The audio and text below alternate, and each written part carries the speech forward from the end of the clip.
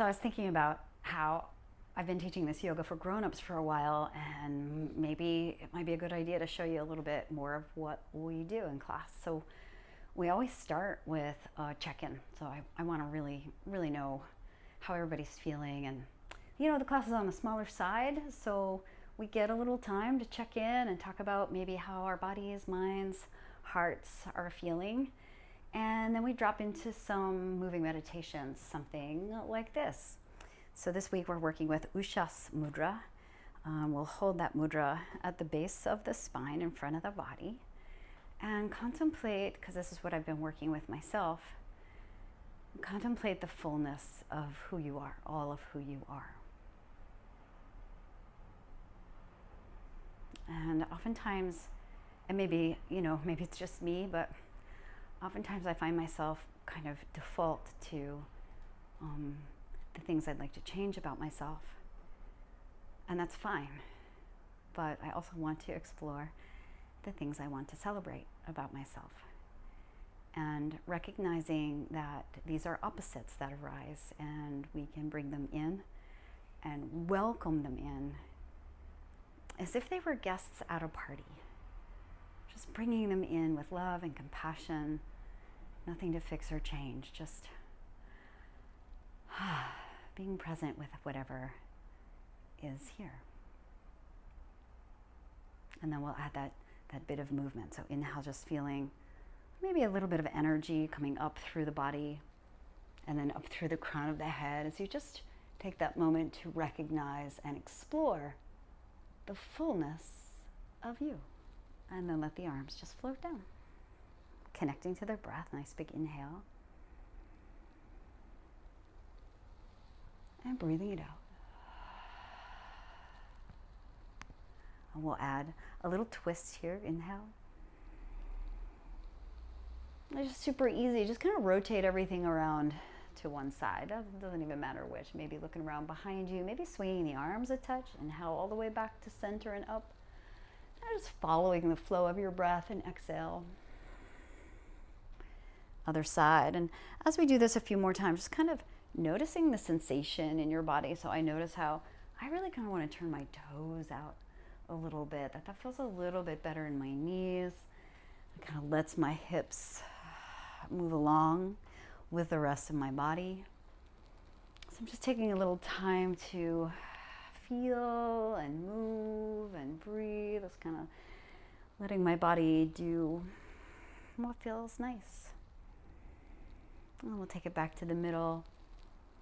And just let your arms float down by your side. So typically in a practice, we would do a little bit of a warm-up, but I'm going to take you right into sort of the main body of the flow, if that makes sense, that we're practicing this week, just so you can see what I'm exploring and how this theme sort of, or at least for me and my body, how it melds with the movement, right? So we're going to just explore again that fullness, taking it all in. There's nothing to fix or change, just full acceptance, presence with the self. And then we'll take a little dive forward. And there's nothing to do here in forward fold. So just kind of letting go of the need to find a deeper bend, or it's not making anything happen, just kind of releasing.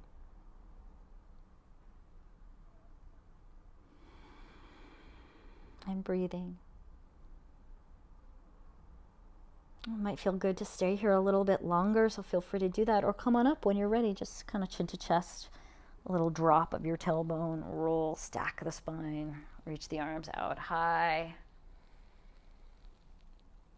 Or just let your hands come down. You can bring them to your hips if you want. And we're just going to stand up on the foot.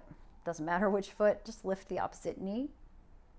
You're going to slide that leg to the back of the mat. Just kind of land your way in a lunge. Like I said, in class, we would do a warm-up first to prepare the body for these poses. And some of us need more. I typically need a fair amount of warm-up, right? But maybe you don't. You can just join along this if you want. This isn't really, I'm not teaching a class here per se, just a little demo of what we do in practice. So I'm going to find that mudra again, return to this intention of the fullness of who you are. And then inhale, we'll take it all the way up. Let the breath kind of do most of the work for you, and then we'll take it into a nice wide twist. So you're just twisting toward that front knee, whatever leg that is. Stay here in this nice easy twist and just notice the pelvis in relationship to the ribs and to the shoulders. We're not trying necessarily to square the hips off, just letting yourself sort of ease into whatever rotation feels nice, whatever range of the rotation feels nice. Take a breath. And then I'm going to put my backhand on my sacrum. That's that bone in the middle of the pelvis, and you can do that too. You can like feel that your hand kind of really lines up with that sacrum's kind of nice. It snuggles right in there. And I'm going to take my free hand and put it down on the floor. You can use a block if you want on the inside of that front foot. And then I'm going to take some time here. So I might wiggle my back foot back a little bit so my knee is easy over my ankle.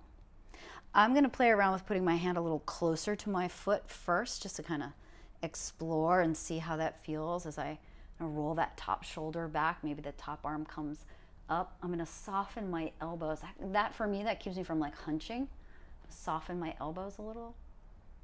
And then I'm going to take that bottom hand, maybe step it out to the side a little, and I'm going to wiggle my foot back a little. Just an exploration of this twist. It's kind of noticing how sensations change, even with a little subtle movement here. So lots of time to be in the pose and kind of explore what feels most beneficial.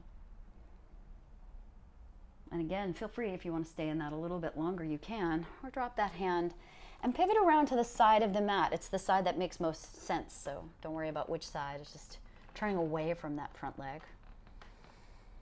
Taking the feet out as wide as feels good. You can turn the toes in a little bit, and then really, again, taking some time to sense and feel, just noticing if you've got the weight like rocked way back in your heels or way up into the toes, maybe a soft bend in the knees. And just finding the center of the feet, connecting, softening. And then a nice long spine. Yeah, I did just tell you to soften your feet. Sometimes the words that come out, kind of funny. And then you're going to take the hand that you just turned toward the back, quote unquote, back of your mat. You're going to take that to your sacrum again. And just again, kind of just notice how neatly the palm of the hand softens into that bone in the center of the pelvis. And then we're going to turn this into a twist. We're countering that first twist. Just kind of soften the shoulder blades down the back. And again, you can always have that bottom hand on a block if you feel like that gives you a little more space. And then I'm just going to play around, squaring my pelvis off toward the floor.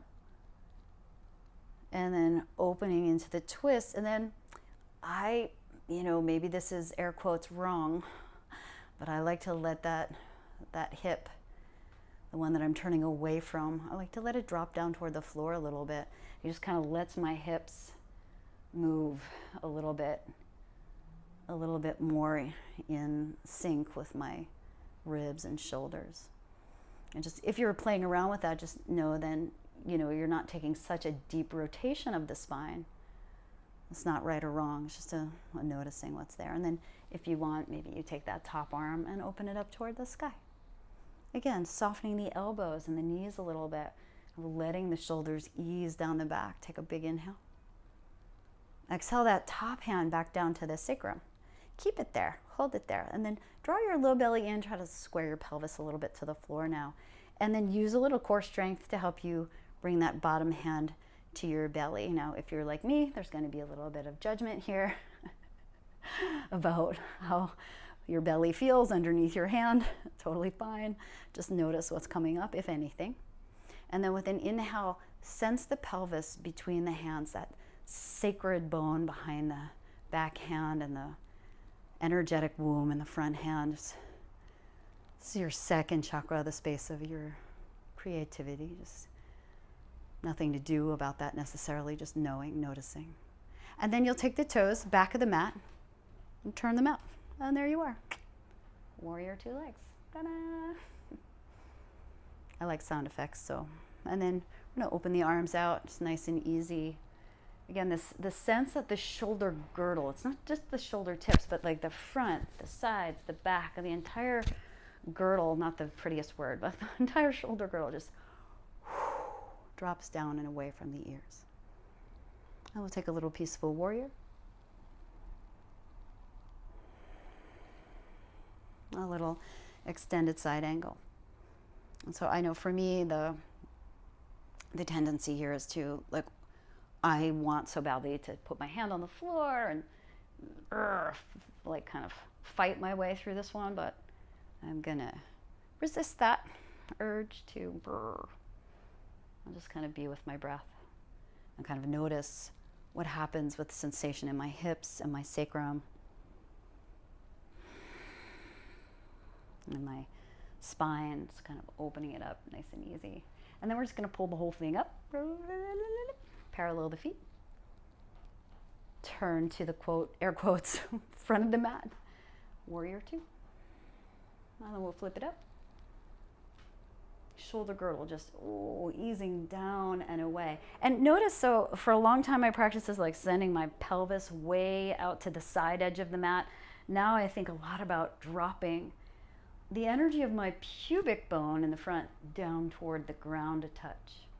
Just finds, for me, it helps me really find that a little more easeful alignment where I don't feel compression, and then I can kind of take it back from there. And then same thing, just repeating that simple pattern, forearm onto the thigh. And then just noticing, like, I want to get down and I want to roll open. Which is, you can do that. I'm not, don't let me limit you, but I just walked my back toes forward a little bit because I had the sense that I didn't have my feet underneath me. And so finding that, if that's you too.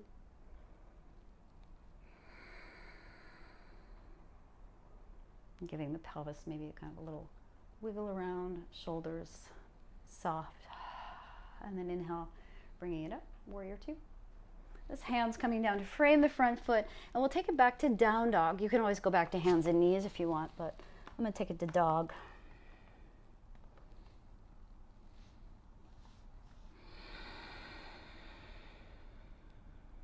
One of the things that twisting is really good for, helps us prepare for, is back bend. So we're going to play around with a little bit of a back bend here. Bring your knees down to the ground and your shoulders a little bit in front of your wrists.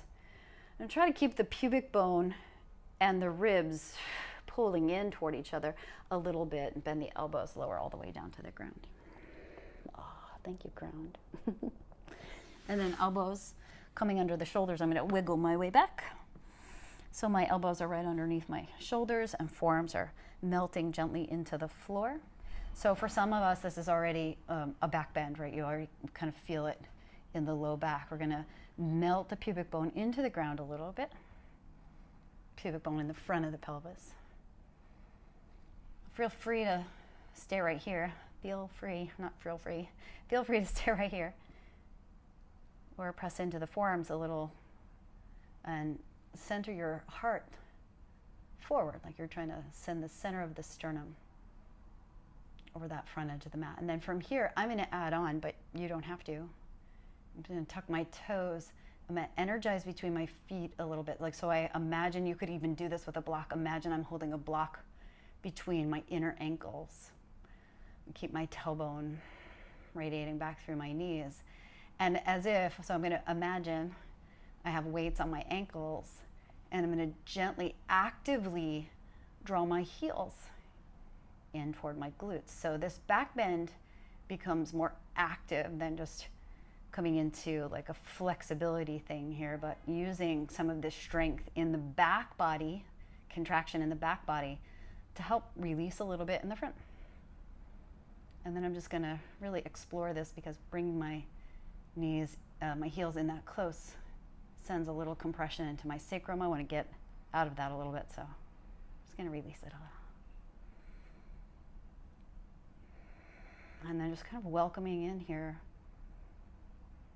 all the sensations and all of who I am, these perceived limitations, and then the judgment around those perceptions, and then the judgment around the judgment. And instead of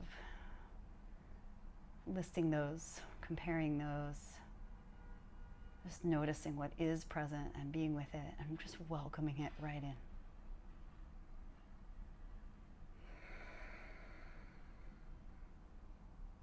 And then we'll slowly ease out of that. If you bent your knees, release toenails onto the ground, and just make a little pillow with the hands. And give yourself a little wiggle of your hips side to side. And then hands under shoulders, push up onto hands and knees. As you come up, start to round the upper back, bringing your tailbone underneath you. You might even tuck the toes, pressing hands into the floor. Give yourself a little rounded spine. And then walk your hands back. And then from there, we'll just go to down dog and do the other side. So just a little bit of my weekly classes. Tomorrow night, Wednesday night, is Yoga Jubilee class, my 6:30 Wednesday night class, and then Thursday at 12:30. Essentially the same sequence and the same theme for those two classes, but because it's a curated class to whoever comes, there will be certainly differences in each session. So I hope that gives you a little insight on what I teach and how and why, and maybe inspires you to do a little yoga with me or with anybody. There's so much out there right now. It's so amazing to see how much opportunity there is to practice yoga and meditation and mindfulness. So thanks for hanging and watching.